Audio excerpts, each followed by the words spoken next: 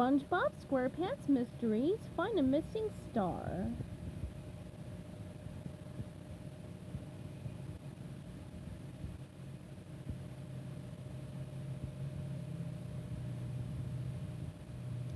Chapter 29.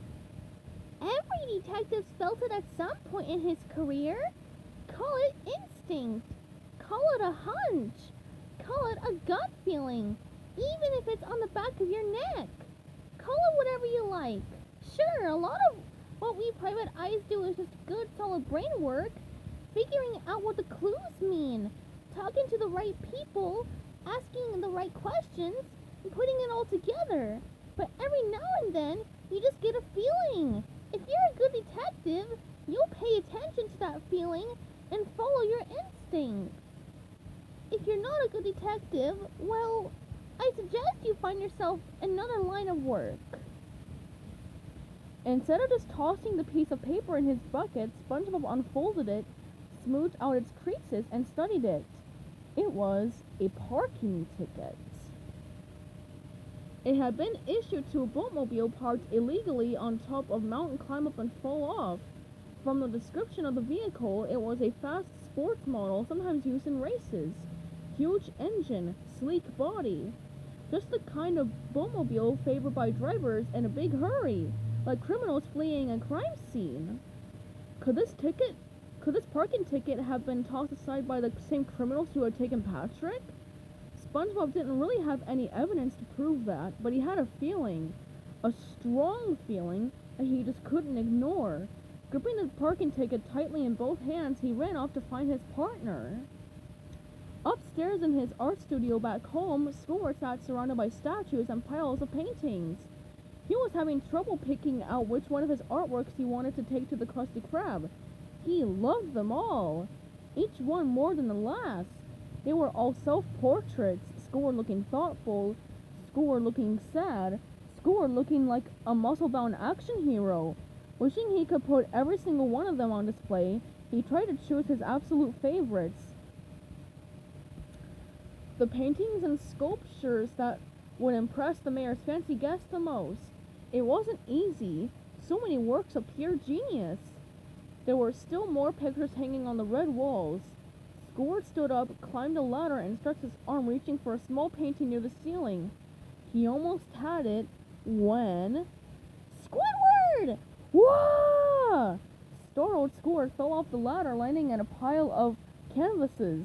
He sat up with his head sticking through the painting, his real face replacing the one in the picture. Squidward! SpongeBob cried again as he bounded up the stairs and into Squidward's studio. Squidward! I found a... When he saw Squidward sitting on the floor with his head sticking through a picture, he stopped surprised. Wow, Squidward, that is your best self-portrait yet! So realistic! Except, I think maybe you made the nose a little too big. It's not a self-portrait! Squidward yelled. It's a self! This is me, sitting with my head sticking through a canvas because you burst into my house screaming like an idiot! Oh, sorry, Squidward! SpongeBob apologized, helping pull the framed picture off his head. But I've got extremely exciting news! Standing up, Squidward sadly examined his broken painting. This was one of my favorite self-portraits! Now I only have 491 left! SpongeBob dug in his pocket. I think you'll cheer right up when you see what I've got, he said. He pulled the piece of paper and held it towards Squidward. Take a look at this! What is it? He asked, taking the paper and reading it. A parking ticket? How is that extremely exciting? It's a clue! SpongeBob exclaimed. I found it near Patrick's footprints behind the Krusty Krab. You know, where we saw all those crumbs from Grandma's cookies? I'm pretty sure the kidnappers dropped it.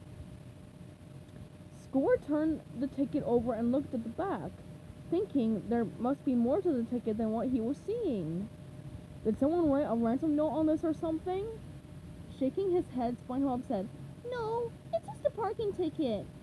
And he thought of something. Ooh, unless the kidnappers wrote a ransom note in invisible ink. Why in the world would they do that? Squidward asked. you write a ransom note...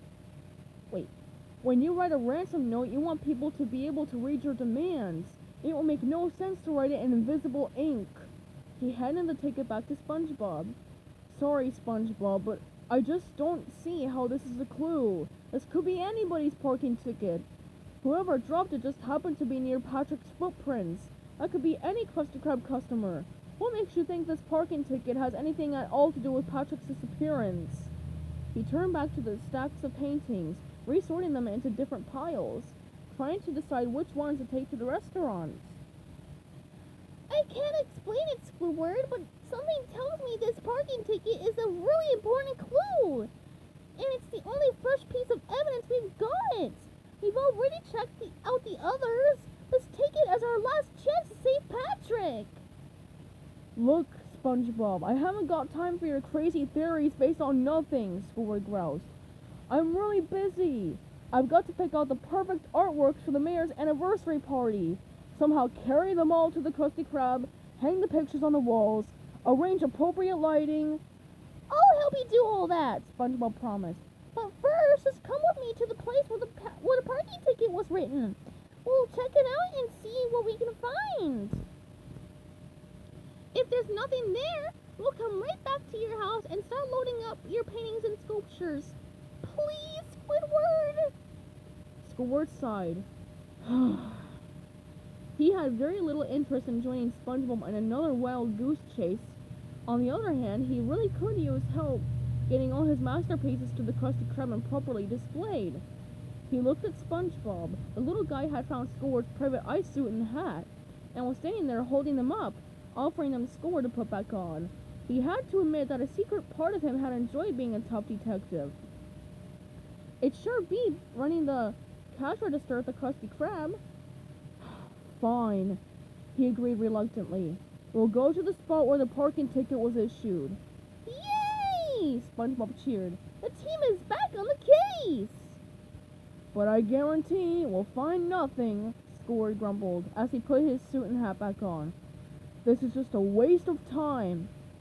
Sure, Squidward, SpongeBob said, smiling. You're probably right. But in his heart, SpongeBob didn't believe it for a second. He trusted the tingle on the back of his neck.